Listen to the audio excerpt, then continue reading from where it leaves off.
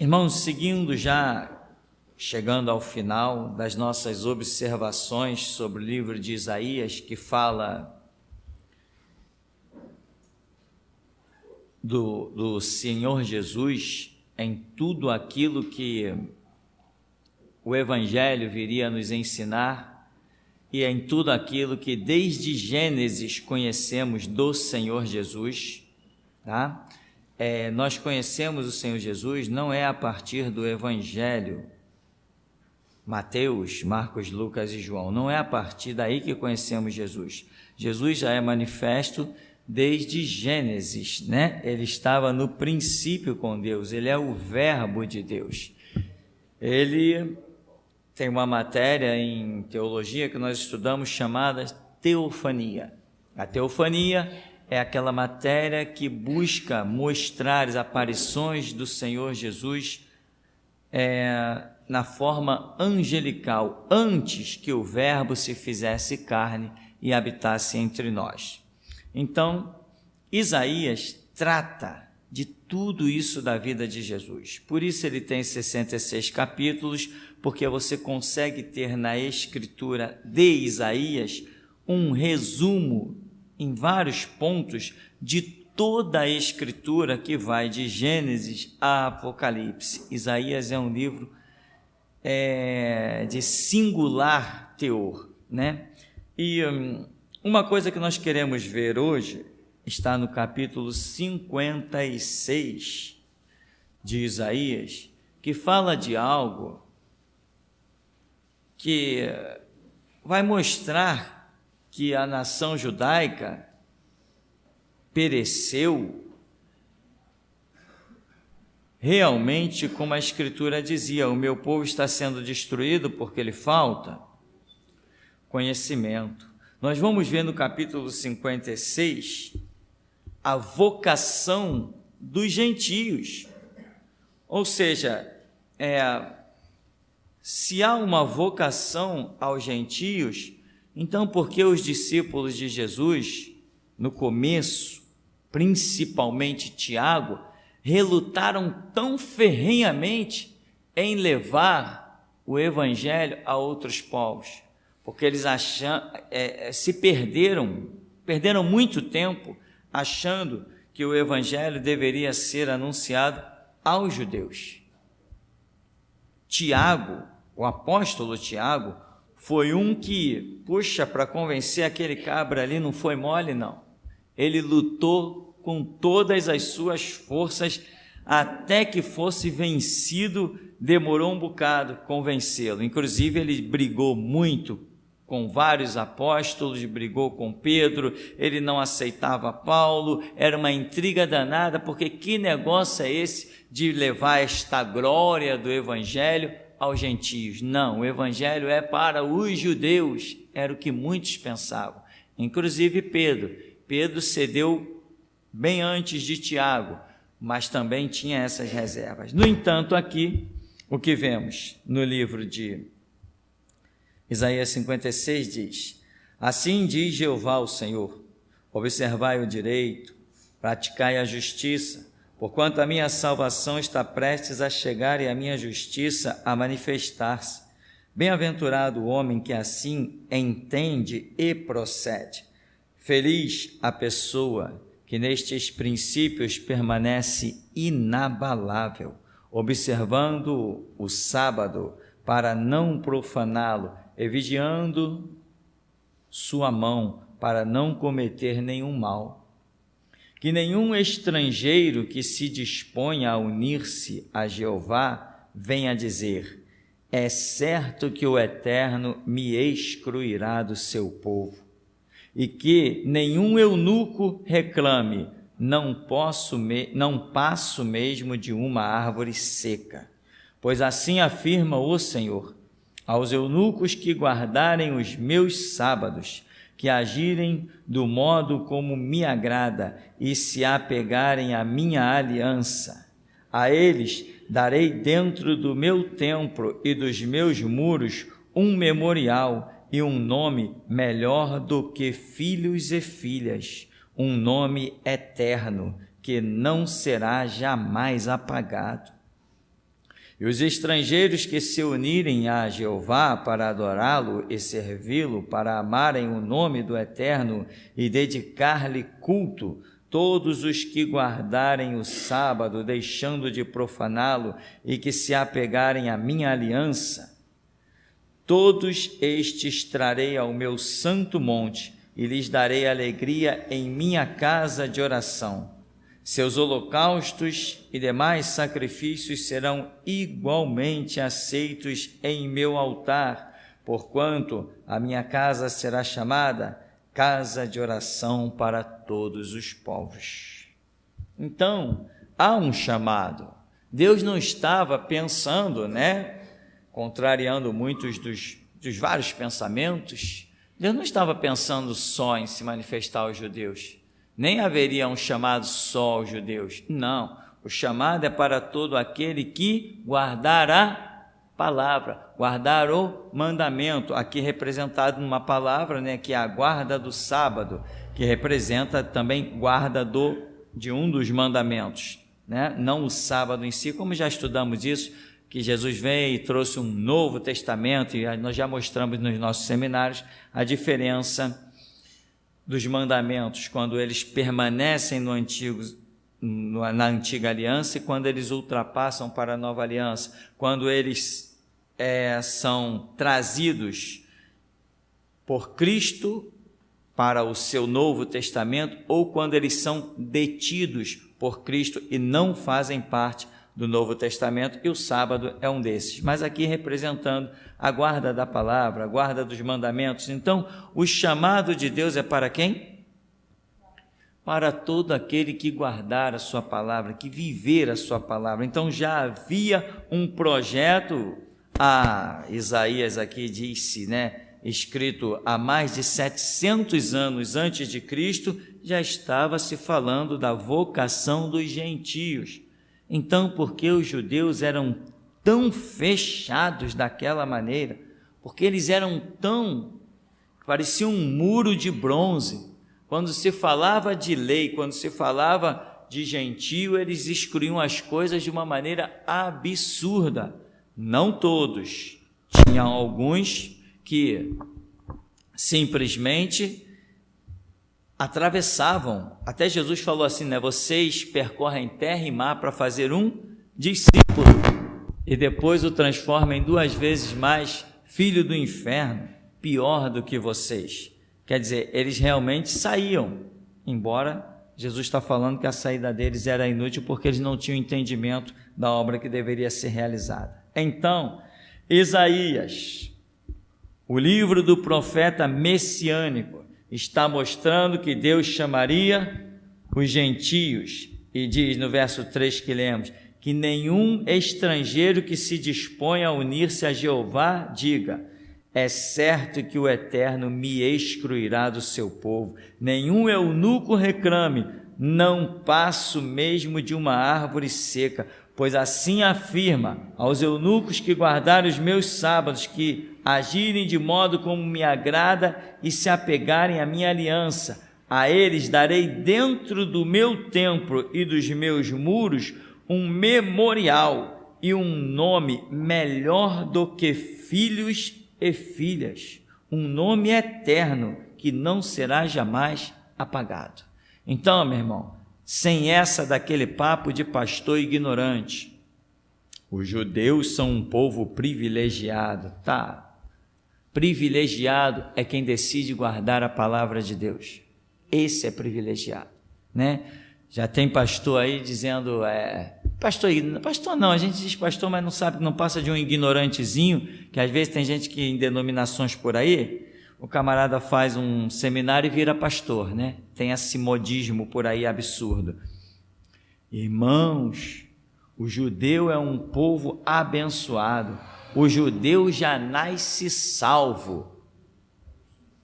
Só se for salvo ao inferno. Ninguém nasce salvo ao inferno. Ao contrário, ninguém nasce salvo de forma nenhuma, só se for ao inferno. Ao contrário, diz a Escritura que todos pecaram e destituídos estão da glória de Deus. E quando diz que são todos, é judeu, é gentio, é qualquer um. Privilégio está, segundo a Escritura, guardar a palavra, né? Houve um tempo em que os povos não se aproximavam de Deus e idolatravam os judeus.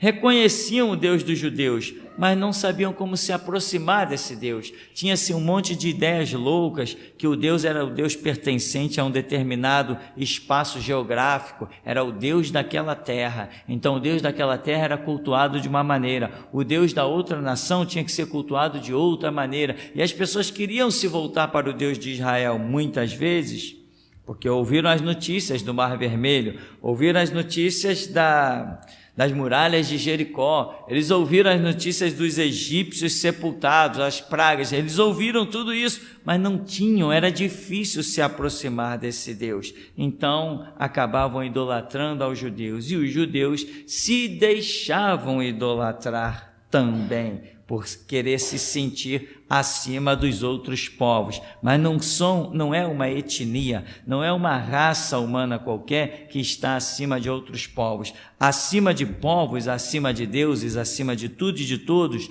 está o Deus vivo, o Deus da Bíblia. É Ele que está acima de tudo. Tá, irmão? Então, tá aí, você vê que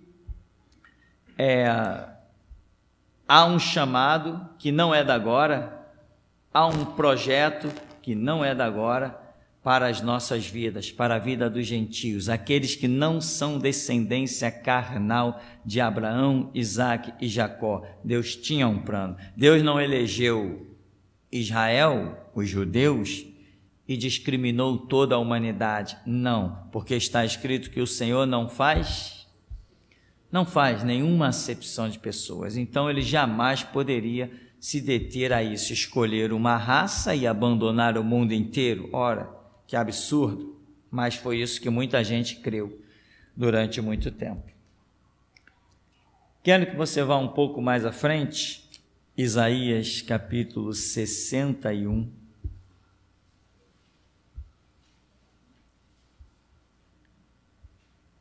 Isaías capítulo 61, que fala o ano da proclamação do Senhor. Diz: Eis que o Espírito de Jeová, o soberano, está sobre mim, porque o Senhor me ungiu para anunciar as boas novas aos pobres, enviou-me para cuidar dos que estão com o coração quebrantado, proclamar liberdade aos cativos e libertação do mundo das trevas aos prisioneiros da escuridão. Veja bem, em princípio, esse verso primeiro está dizendo, nós sabemos que essa profecia inicialmente ela é cumprida sobre a pessoa do Senhor Jesus. Ora, está dizendo que o Espírito do Senhor Jeová está sobre ele e ele vai cuidar dos que estão com o coração quebrantado. Ele vai proclamar liberdade aos cativos, libertação do mundo das trevas aos prisioneiros da escuridão. Ora, quem são esses? Só os judeus, que também se encontravam certamente nessa situação, ou isso também não é uma realidade sobre os gentios? Os gentios também não estavam necessitando de libertação? Não se encontravam cativos, não se encontravam num mundo de trevas? E a Escritura está dizendo, o Espírito do Senhor Deus está sobre mim e vai proclamar, vai realizar esta obra. Ora, esta obra, então esta obra vai ser feita também no meio dos gentios. E aqui diz ainda, verso 2, para anunciar a todos o ano aceitável de Jeová e o dia da vingança do nosso Deus, para consolar todos os que andam tristes, todos, não é só judeu, todos, e dar a todos os que estão de luto e amargurados em Sião uma linda coroa em vez de cinza, óleo de júbilo em vez de pranto, e um manto festivo de louvor em lugar de um espírito abatido. Eles serão chamados carvalhos de justiça, plantação do Senhor para a manifestação do esplendor da sua glória. Eles reconstruirão as velhas ruínas e restaurarão os antigos escombros, renovarão as cidades assoladas que têm sido destruídas de geração em geração. Estrangeiros estarão aí para apacentar os vossos rebanhos, pessoas de outras nações trabalharão em vossos campos e vinhas. Contudo, sereis chamados sacerdotes de Yahvé, ministro do nosso Deus. Alimentar-vos-eis das riquezas das nações, a vez de suceder-lhes na sua glória. Aqui nós temos duas partes importantíssimas em Isaías 61. Quando nós vimos, primeiro, que a vocação dos gentios tem algo forte ao ponto de Deus falar assim: eu vou lhes dar um nome melhor do que de filhos e filhas.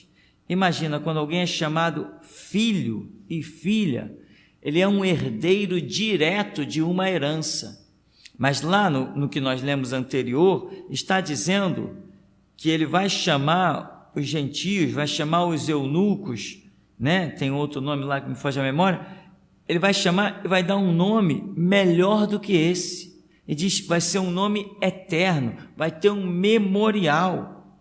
É algo que vai muito além. Quem eram esses tais filhos? Os próprios judeus eram muitas vezes classificados como filhos. E o chamado dos gentios diz que vai ser um nome além de filhos. Então, algo muito maior estava proposto. Aqui nessa passagem, quando se fala de todos, não está se falando judeus, israelitas, descendência de Abraão, não está se falando deles simplesmente, está se falando de todos. E depois tem uma palavra que mostra o projeto que muita gente vai considerar ser muito exclusivo a judeu, mas na verdade o texto como um todo não deixa isso ficar retido somente a judeus, porque diz assim, verso 5, estrangeiros estarão aí para apacentar os vossos rebanhos, pessoas de outras nações trabalharão em vossos campos e vinhas, contudo sereis chamados,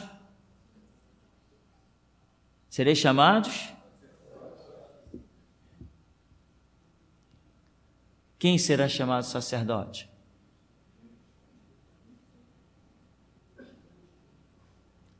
Essa palavra está falando especificamente para judeus? Ou ela está falando todos? Ou seja, o que Deus está mostrando? O que eu entendo que Deus esteja mostrando?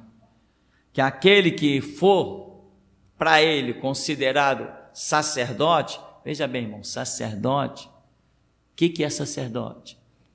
Sacerdote não é o pastor, somente acabou a história.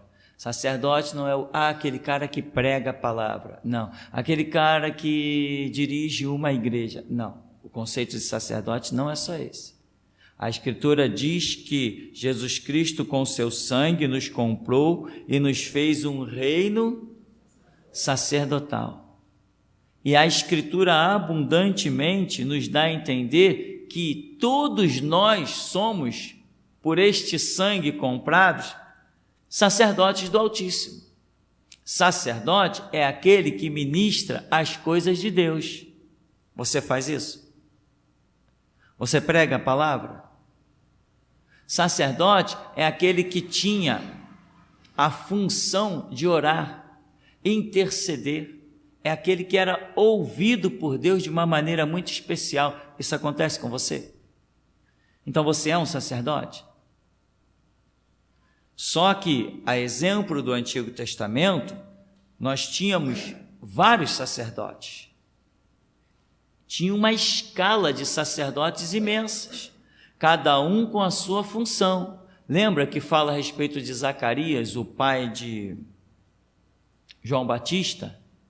Que coube-lhe por sorte ministrar naquele dia, quando o anjo Gabriel aparece para ele.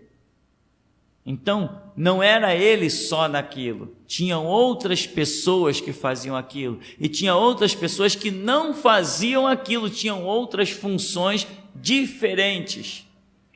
O sacerdote em Israel só podia ser admitido a partir dos 30 anos, mas em determinadas funções, só muito para frente. Inclusive, Zacarias, pai de João Batista, quando o anjo fala com ele, ele diz o quê? Como sucederá isso? Visto que eu já sou velho. Tinha certas funções que, então, isso é a realidade. Todos nós somos sacerdotes. Mas até você estar realizando a obra que eu realizo, você vai ter que botar pé na estrada, você vai ter que andar. Vai ter que andar, irmão. E andar não é com idade, não, é andar com maturidade, andar com discernimento, andar com experiência, andar sem precipitação, andar sem julgar os outros por aparência, andar sem julgar os outros pelos seus erros, porque você tem que saber que quando você olha para os erros das pessoas no presente, está olhando para os seus erros do passado. Você não pode condenar ninguém no presente, porque você vai estar condenando o teu próprio passado. Então você tem que andar muito. Se fosse só pegar uma estrada e trilhar, seria moleza, ou esperar os anos chegar. Não, isso aqui não é quartel, a igreja não é quartel, né? Onde as pessoas recebem, de 10 em 10 anos, recebem uma promoção, até se aposentar, tudo planejado pelo Estado. Bom, então, vocês serão chamados sacerdotes do Senhor, ministros do nosso Deus. Vocês vos alimentarão das riquezas das nações. Aqui tem uma coisa meio pesada. Eu já falei isso há uns 10 anos atrás. É pesada a palavra. O que acontece? O objetivo de Deus para nós é todos nós atingirmos os projetos dele, os projetos máximos que ele tem para as nossas vidas, né? Mas muita gente não atinge. Tem muita gente que ainda vive dentro da igreja, ainda sendo como nação. Ainda nós vemos o crente ali desesperado, poxa, aquele colégio é muito bom, eu estou suplicando a Deus dia e noite para o meu filho entrar para aquele colégio. Estou suplicando dia e noite, eu estou pedindo na igreja orações para o meu filho conseguir passar para aquele colégio, porque aquele colégio é muito bom. Qual é o projeto? O filho passa naquele colégio, se especializa em alguma coisa e vai servir lá no mundo.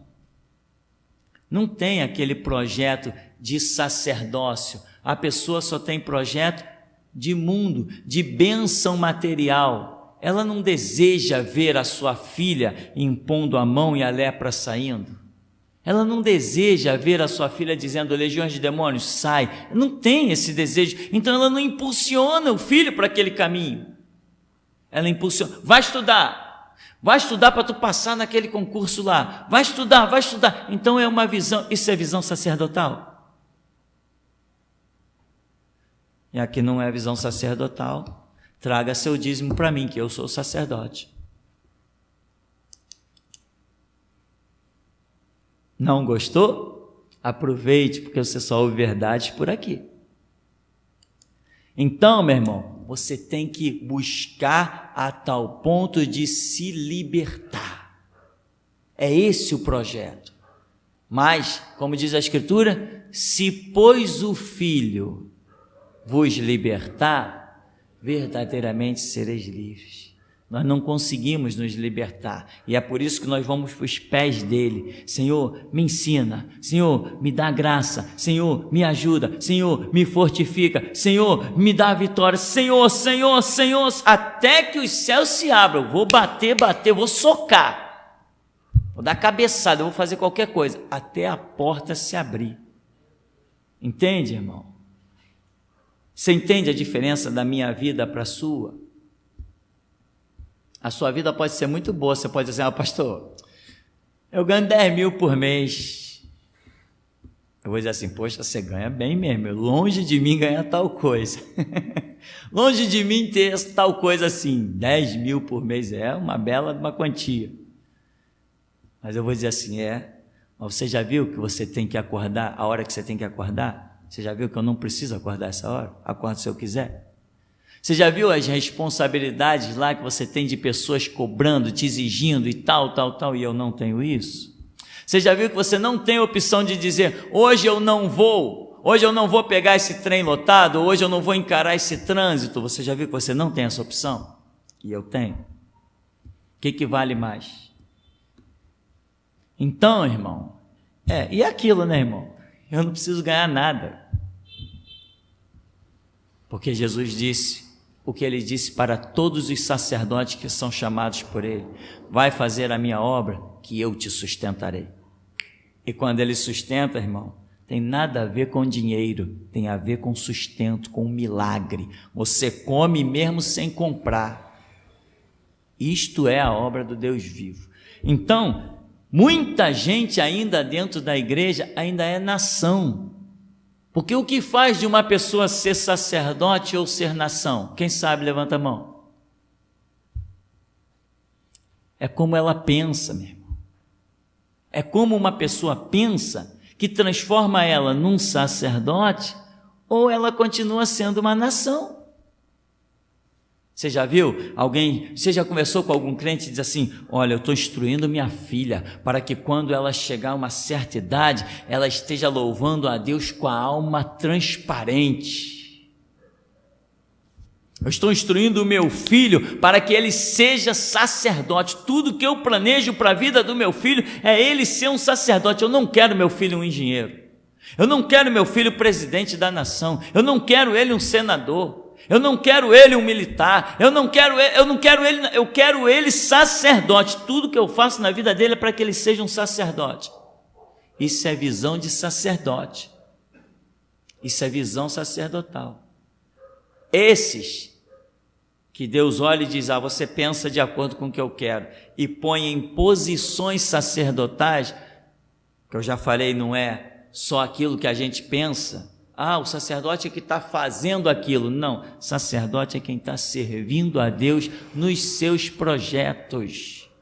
Isto é ser sacerdote. Servir a Deus nos projetos dele. Isto é ser sacerdote.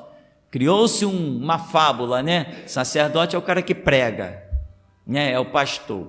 O cara que prega, aquele ali é o sacerdote. Não, biblicamente não. Biblicamente, sacerdote, meu irmão, é todo aquele que faz a vontade de Deus, todo aquele que leva adiante o projeto de Deus na terra. Esse é um sacerdote. Às vezes confundido com outros nomes: missionário, né?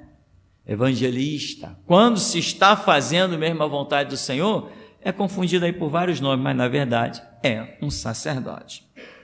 Então, diz que esses sacerdotes, esses ministros de Deus, as nações vão ser tributadas em função dele. Por quê? Porque ele vai ter um nome que é melhor do que o nome de filho e filha. Simplesmente isso. Vai andar no meio dos demônios e os anjos vão servi-lo. Esse é o projeto. É isso que devemos buscar, é isso que devemos deixar despertar dentro de nós, sabe? Tem pessoas que a sua luta é a busca de um emprego melhor, ele é nação.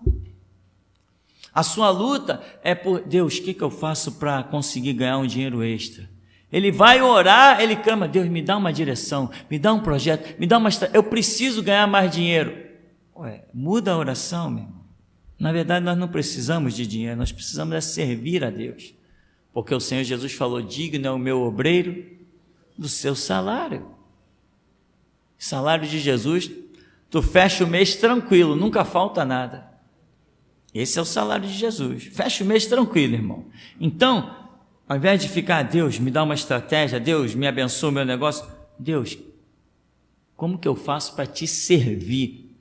Como que eu faço para que eu seja um elo para que o teu projeto na terra tome forma, se incorpore, realize-se, aconteça? Como que eu posso ser esse servo? Aí você deixou de ser nação, você passa a ser sacerdote, né? Dentro da casa de Deus tem uma parábola que diz que tem o quê? Joio e trigo. Então o joio é a nação, O trigo são os sacerdotes.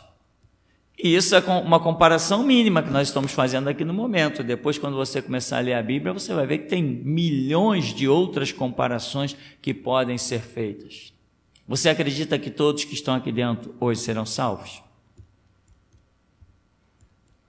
Todos que estão aqui dentro hoje vão ver a glória de Deus? Eu não acredito.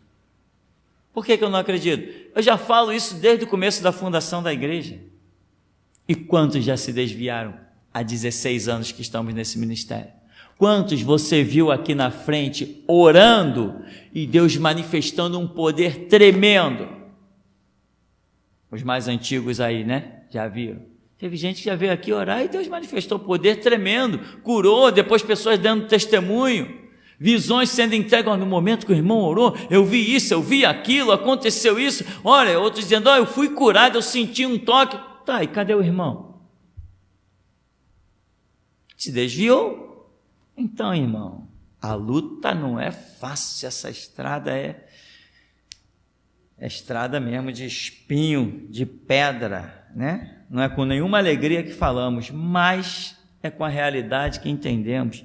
Nem todos que estão aqui serão salvos. Mas você pode dizer assim, pois bem, pastor, eu serei. Você vai dizer assim, eu serei. Mas quando você disser eu serei, não diga eu serei porque serei. Não, serei porque vou pagar o preço. Porque quem não paga preço não vai a lugar nenhum, não. Tem que pagar preço, irmão. Tem que chorar no meio do caminho. Tem que ser chamado de safado, de canalha.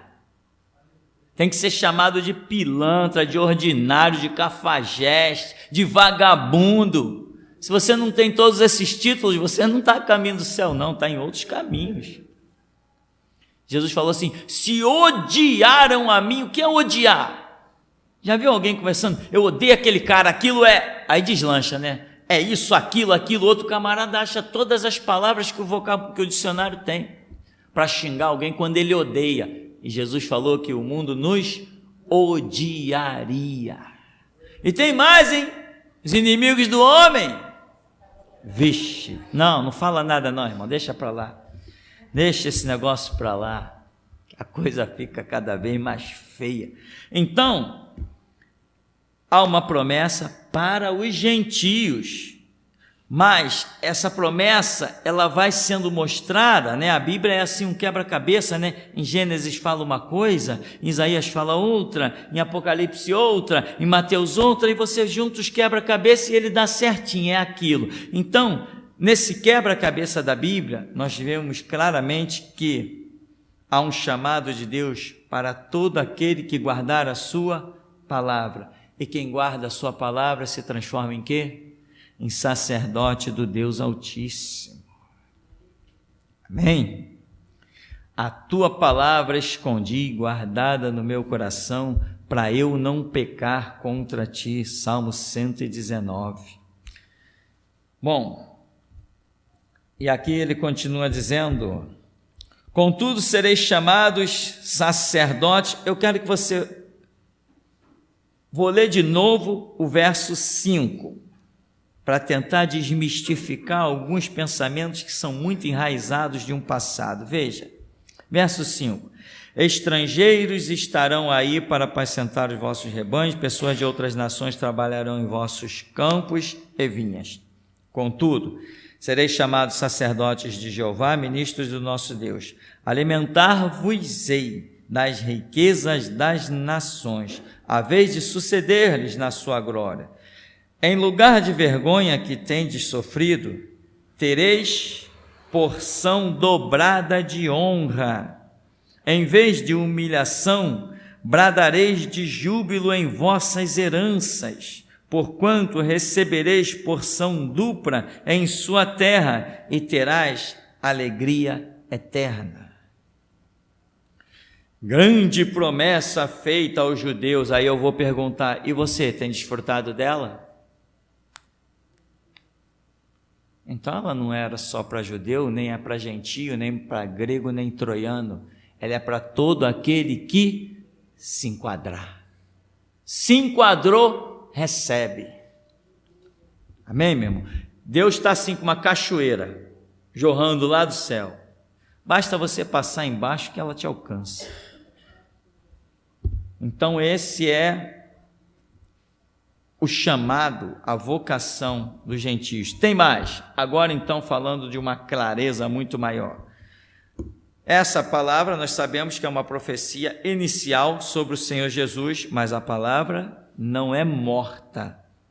Já vimos que a Bíblia, a palavra é viva e eficaz, penetra a divisão da alma e espírito, juntas e medulas, enfim, a palavra é viva.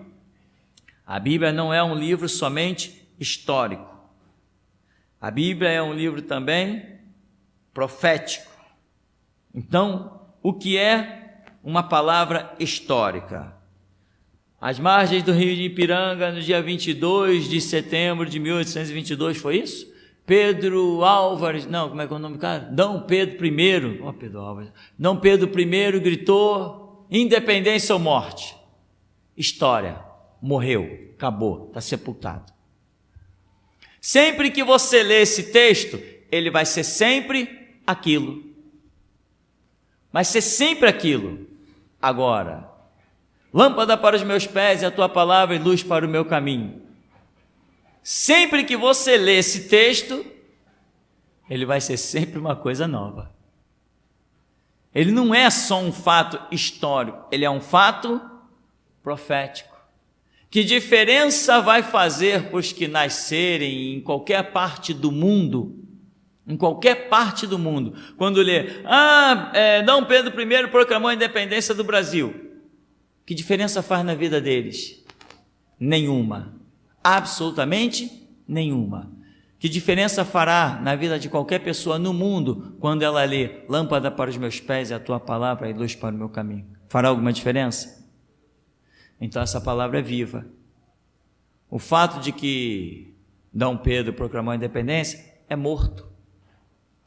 É uma história morta. Mas esta não. Esta é uma palavra viva.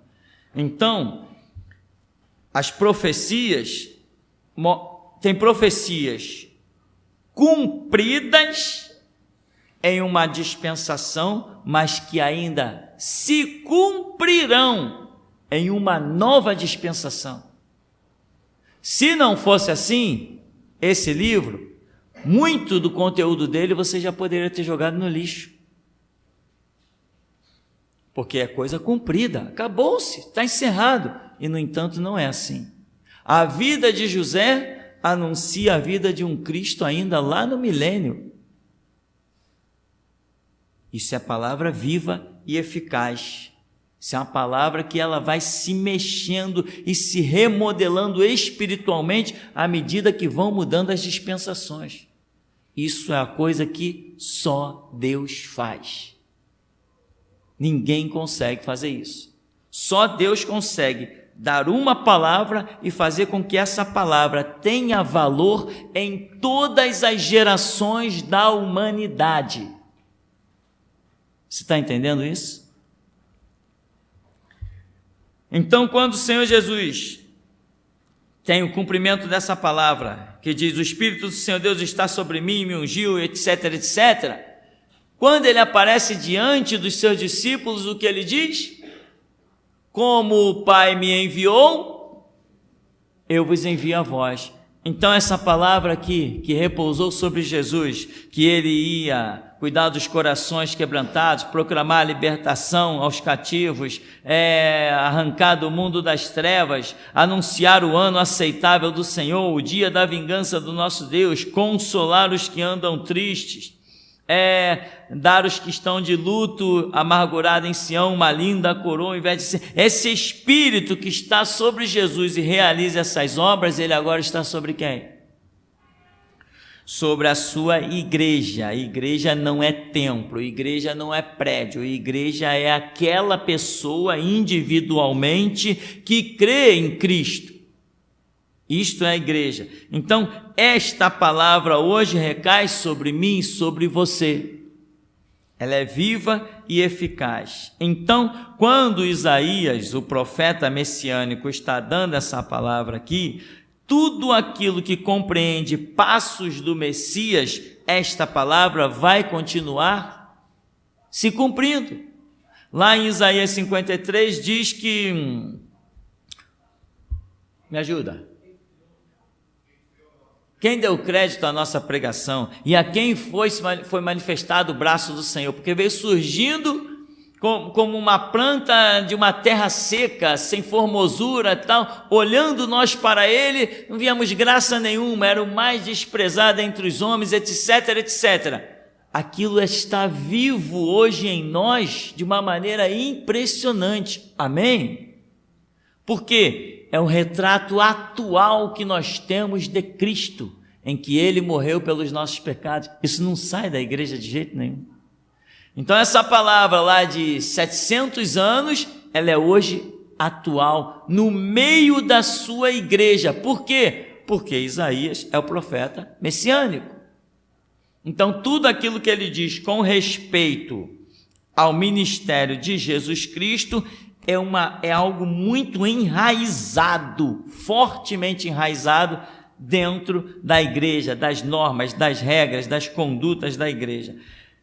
Então, o Espírito do Senhor Deus está sobre mim, o Espírito do Senhor Deus está sobre a sua igreja. Jesus falou, recebei o Espírito Santo, assim como o Pai me enviou, eu vos envio a vós, tá? Então, vimos Isaías, ainda temos mais um detalhe para ver na frente, mas em princípio eu queria saber se alguém despertou a curiosidade de alguma pergunta rápida por aqui.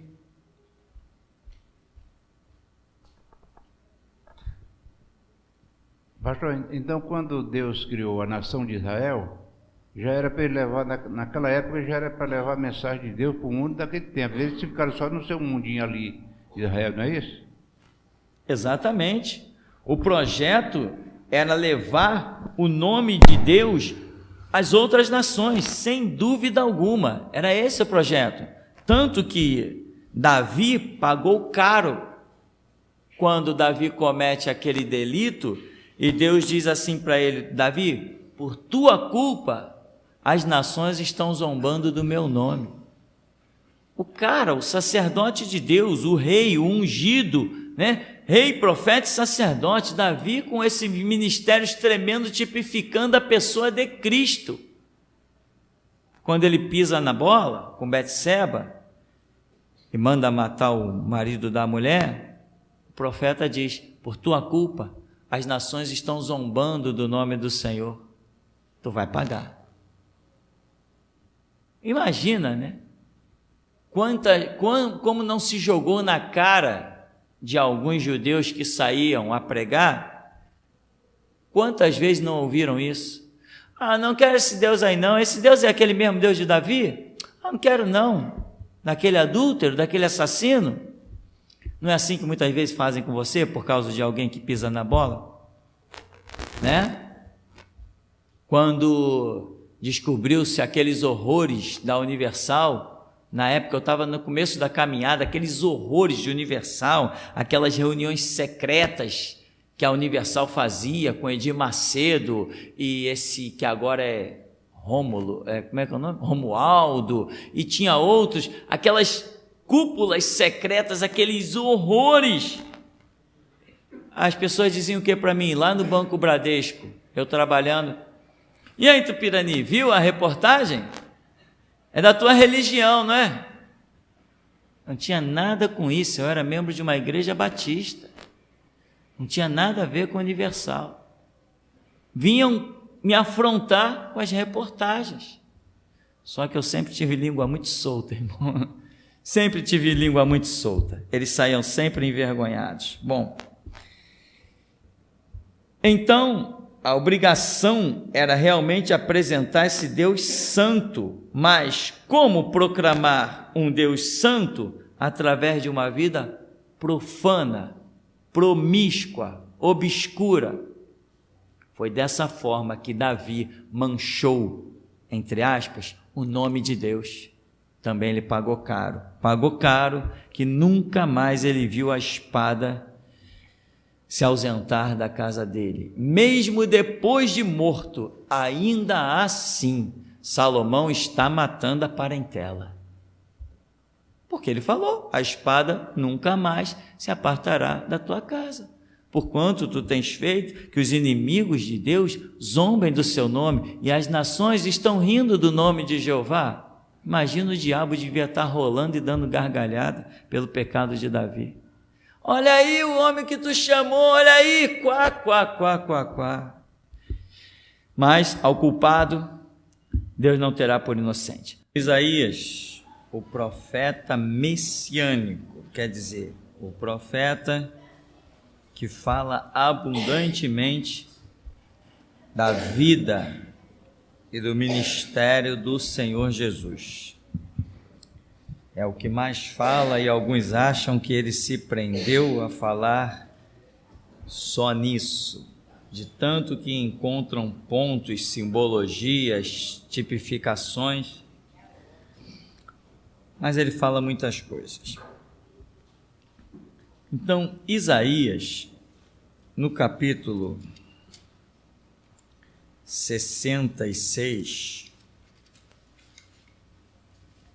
se você ainda não leu todo Isaías, tem preguiça, pega a Bíblia em áudio, coloca lá, passa para o seu celular, vai ouvir, você não vai perder nada, mas vai ganhar muito. Isaías 66 fala do oráculo sobre a Nova Jerusalém. Diz: eis a palavra do Senhor, o céu é o meu trono e a terra o estrado dos meus pés. Sendo assim, que espécie de casa me haveis de edificar? Tal casa será o meu local de descanso? Ora, não foram as minhas próprias mãos que criaram o que existe, e só assim tudo o que há veio a existir? Indaga Jeová o Senhor. Darei, pois, minha atenção e estima a este, ao humilde e arrependido de espírito, que dedica seu amor reverente à minha palavra. Mas o que mata um boi é como o que tira a vida de um ser humano. Quem sacrifica um cordeiro é como que quebra o pescoço de um cão. Quem apresenta uma oferta de cereais é como o que oferece sangue de porco. Quem queima incenso memorial é como o que louva um ídolo. Considerando que eles escolheram seguir seus próprios caminhos e têm grande prazer nas suas abominações, eis que eu, diante disto, escolherei repreendê-los mediante um duro tratamento. Trarei sobre eles o que eles mais temem, porquanto eu chamei e ninguém sequer esboçou resposta, preguei e ninguém deu ouvidos. Praticaram o mal diante da minha pessoa e escolheram fazer tudo quanto me desagrada. Ouvi, pois, a palavra de Jeová, vós que tremeis diante da sua palavra. Vossos irmãos que vos odeiam e vos lançam para longe por causa do meu nome afirmaram: que Jeová seja glorificado, para que vejamos a vossa alegria, mas eles é que serão envergonhados. Ouvi o estrondo que vem da cidade, o alarido que procede do templo. É Jeová castigando os seus inimigos como eles merecem. Será que uma mulher pode dar à luz antes mesmo de sentir as dores de parto? Será possível parir sem qualquer dor ou desconforto? Ora, quem já ouviu algo assim? Quem já presenciou tal acontecimento? Assim pode uma nação nascer em um só dia? Pode-se dar à luz um povo de uma hora para outra? Pois Sião ainda estava em trabalho de parto quando deu à luz seus filhos. Porventura faço chegar a hora do parto e não faço a criança nascer? Assim diz o Senhor. Ora, sou eu quem provê as dores de parto. Como poderia eu querer fechar a madre ao nascimento dos filhos? Sou eu, Jeová, teu Deus, quem fala. Aqui nesse capítulo 66, como vem desde capítulos anteriores ali, 63, 4, 5, e até aqui, vem mostrando um período que vai ser o período do reinado de Cristo. Quando ele diz aqui o que mata um boi é como que tira a vida de um ser humano. Quem sacrifica um cordeiro como que quebra o pescoço de um cão. Ora, matar bois e sacrificar cordeiros, isso era muito costume, não tinha nada de errado nisso, tanto para alimento quanto para sacrifícios.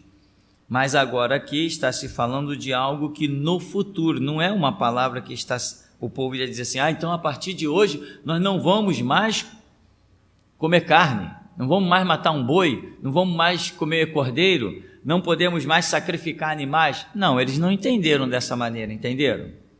A palavra foi dada numa época, 740 anos antes de Cristo, mas ninguém parou de fazer os sacrifícios, ninguém parou de matar cordeiro, ninguém parou de matar boi.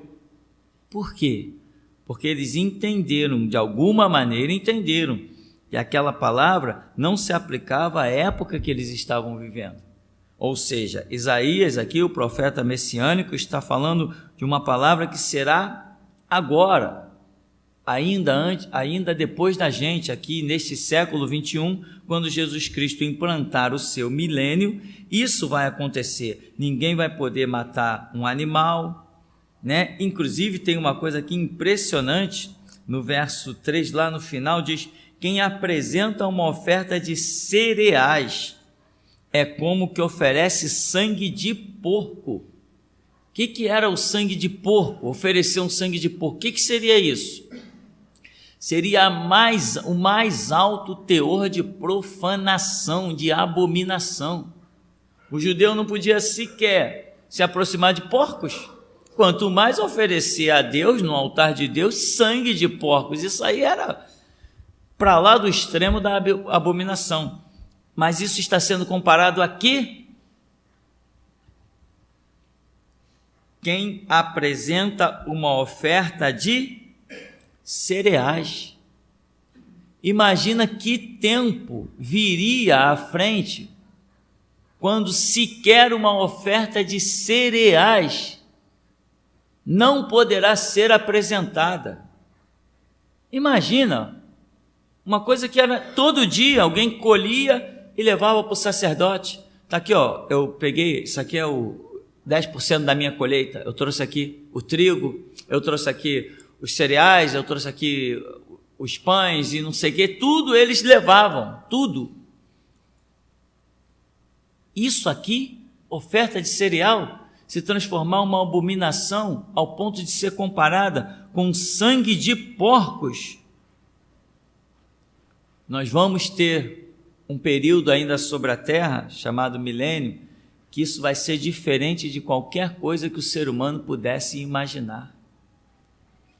Ou seja, não terá oferta levada ao altar.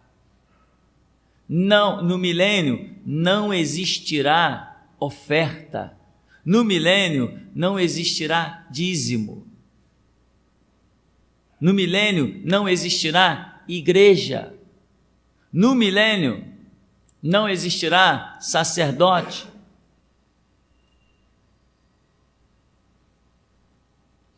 Não no conceito que você conhece hoje, não existirá. Porque não existirá igreja. No milênio não haverá igreja, não vai haver congregação, não vai existir um lugar para as pessoas se reunirem. Vamos se reunir na igreja. Não, não é isso. Igreja, esse conceito de igreja, isso não vai existir. Então, uma oferta de cereal ser considerada a mais profunda abominação significa que nós vamos ter um tempo muito diferente. Então Isaías está aqui nesse capítulo 66, mostrando que não pode haver derramamento de sangue, não pode um boi ser morto, não pode haver nenhum sacrifício sequer de um animal. É um tempo em que Cristo vai estar reinando, que nós chamamos de milênio, em que ele vai estar presente, né? Vem, desce no Monte das Oliveiras, implanta o seu reinado sentado num trono a partir de Jerusalém, e nós, como já vimos, multidões virão do céu para governar sobre toda a terra. Então, esses conceitos todos que nós temos hoje serão completamente aniquilados. Isaías contempla isso. Eu não sei se ele teve visão, eu não sei se ele simplesmente recebeu a palavra e foi anotando e ficou sem entender algumas coisas, ou se ele foi que nem João, que ele teve lá as suas visões e entendeu um pouco melhor, sei lá. Eu não sei, eu sei que o fato é que o reinado messiânico é profetizado completo por Isaías, e este é o último passo de Jesus Cristo sobre a terra, o seu reinado messiânico, o reinado milenar, né? O reinado milenar é o último passo de Jesus sobre a terra. Pessoas ainda não entenderam que Jesus Cristo voltará, o Filho de Deus voltará e vai reinar sobre a terra dos mortais. Pessoas ainda não entenderam que Jesus Cristo vai governar as nações. Ainda não entenderam isso? Muitos ainda dizem, mas como que ele vai fazer isso? Não vão lhe dar ouvidos, vão matar ele de novo. Não, nada disso vai acontecer. Ele vem, ele vai reinar, vai governar as nações, porque ele é Deus. Ele é Deus, não é um homem no poder, é alguém com a sua glória. Jesus agora, o Jesus que vem para reinar no milênio, não é alguém que despiu-se da sua glória e habitou entre nós, não é esse mais, mas é alguém que recebeu todo o poder nos céus e na terra e vem habitar entre nós. Não é o mesmo em poder, limitações, essas coisas não são as mesmas. Ele vem de uma forma agora transcendental e vai transferir desse seu poder para todos nós que no milênio estivermos reinando com ele. Serão milhões de crentes que estarão reinando com ele e seremos investidos de um poder tamanho, que foi o que nós lemos lá no livro de Joel, no capítulo 2, não foi isso? Seremos com uma disposição tamanha que somos comparados até a animais ferozes, leopardos, leões, cavalos. Será uma coisa impressionante. Bom, então, o livro de Isaías termina aqui no capítulo 66, e aqui ele já falou tudo sobre o Messias e vem aqui e fala sobre o seu último estágio sobre a terra. E depois desse estágio sobre a terra, o que vem sobre a terra? Não vem mais nada, acabou-se o planeta Terra. A história da humanidade termina, não haverá mais seres humanos habitando num corpo carnal, haverá seres humanos com um corpo diferente, transformado, morando na glória celestial. Mas a vida no planeta se encerra, as galáxias terão seu fim, todo o universo estará incluído na palavra do Senhor Jesus, que diz: o céu e a terra passarão, mas as minhas palavras não haverão de passar. Tá? No verso 2, quando ele diz assim: ora não foram as minhas próprias mãos que criaram o que existe, e só assim tudo o que há veio a existir, indaga Jeová o Senhor. Darei, pois, minha atenção e estima a este, ao humilde e arrependido de espírito, que dedica seu amor reverente à minha palavra. Né? Então está mostrando para quem Deus vai atentar, e mais uma vez a grande redundância astronômica, que a Bíblia diz que Deus vai honrar o que honra a sua palavra. De Gênesis a Apocalipse está escrito que Deus vai honrar o que honra a sua palavra. Mas ano após ano, nós vemos as pessoas prometendo estudar a Bíblia, prometendo ouvir, prometendo ler e deixando a promessa cair de lado, trocando por outros objetivos. E acabam não recebendo a atenção de Deus. Vão vivendo na força do seu braço, mas não sabem o que é desfrutar de um milagre a cada nascer do sol.